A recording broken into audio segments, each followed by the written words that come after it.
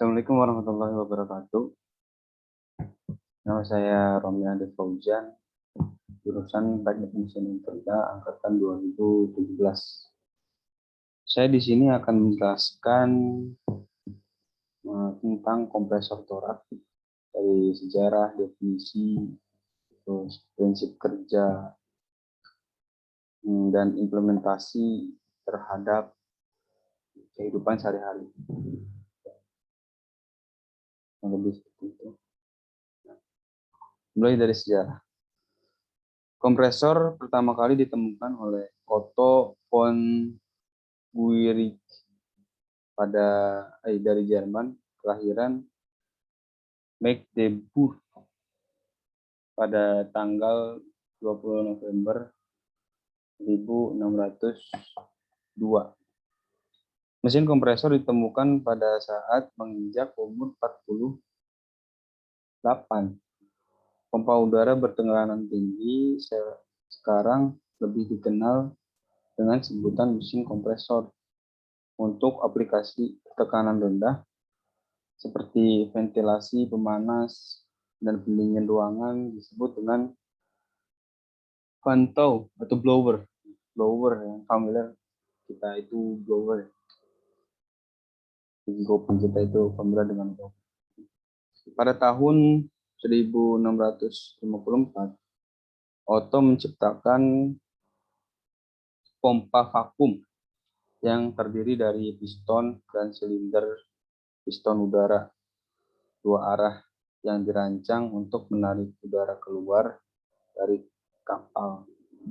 Pompa ini dijelaskan pada bab 2 dan 3 dari buku Experimenta Nova dan Mechanica Hydraulico Pneumatica.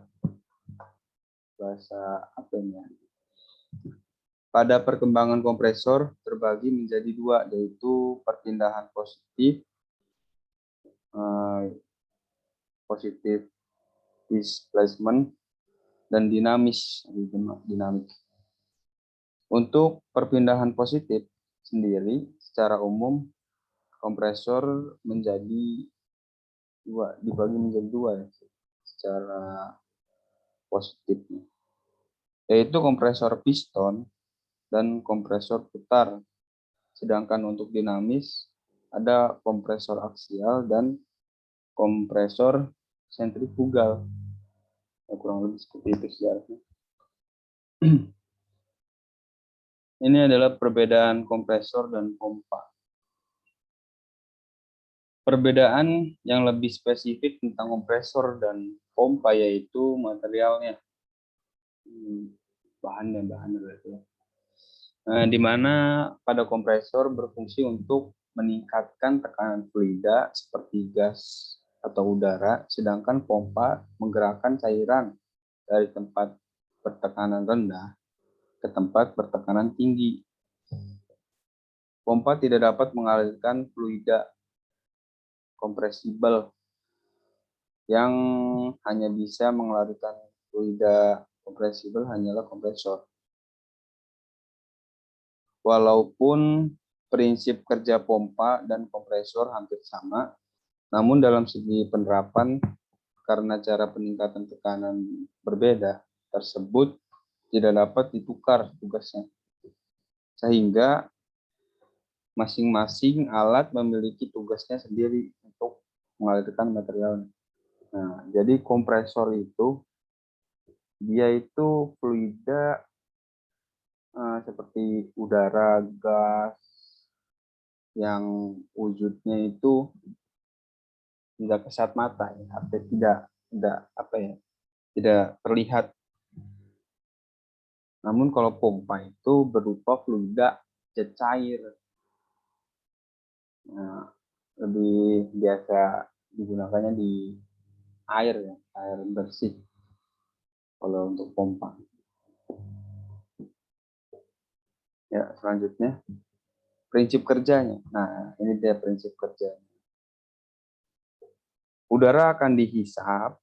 Nah, ini adalah suction. Ini gambar kompresor secara keseluruhan. Dan ini adalah gambaran ketika mesin berputar. Dan cara kerjanya itu seperti ini. Cara kerja kompresor. Dan udara akan dihisap melalui katup intake, di sini katup intake-nya. Dan melewati filter. Nah, ini filternya nih, ada 2 filternya. Yang diberikan udara sebelum masuk ke dalam silinder.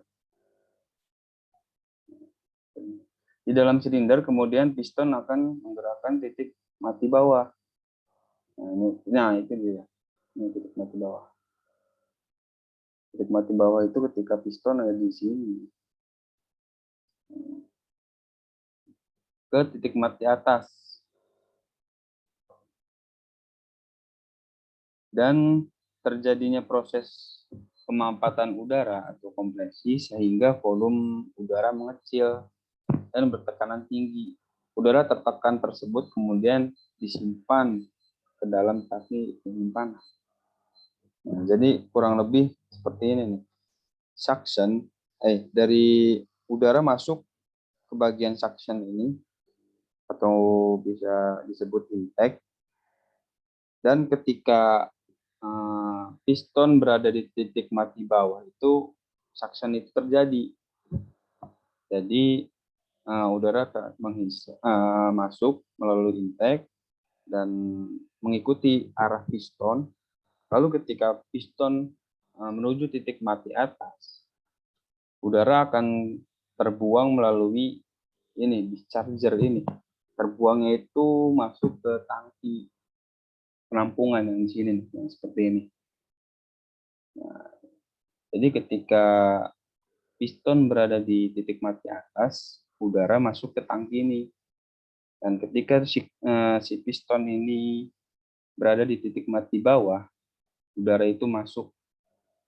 Kurang lebih seperti itulah prinsip kerjanya. Next, hasil praktikum. Pada kecepatan yang berbeda-beda, kompresor pada